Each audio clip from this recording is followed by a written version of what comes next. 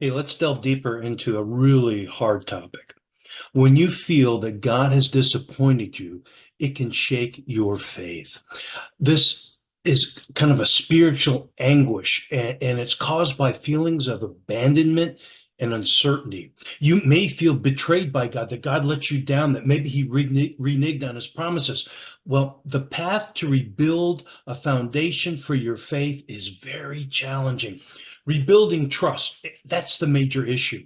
It's important that you realize that you're not the only one who has experienced this kind of dilemma. Take time to meditate on the Psalms listed for you in the description.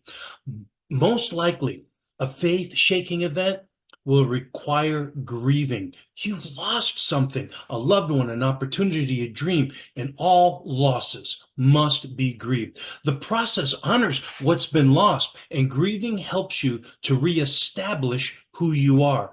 Now, concerning the situation, you need to come to the realization that there is no answer forthcoming. Let go of the need to control or even to understand. This exercise, it strips away the old ego-based ways that cling to our hearts. Then reflect on times past when you realize that it was God's guidance, His provision, His intervention that got you through a rough time. And I think it'll serve you well if you write those times down. See, thanksgiving and gratitude, those attitudes, those will help you rebuild your trust in God.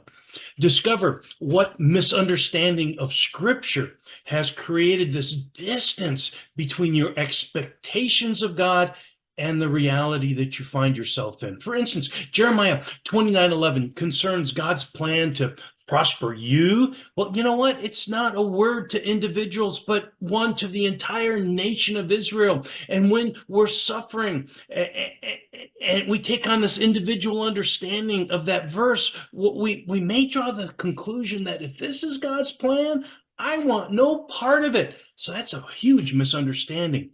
Even if you are angry at God, which you probably are, continue to practice the 7 habits of a disciple, reading scripture and prayer and fellowship and service and worship and obedience and contemplation. I think, did I say fellowship? So important.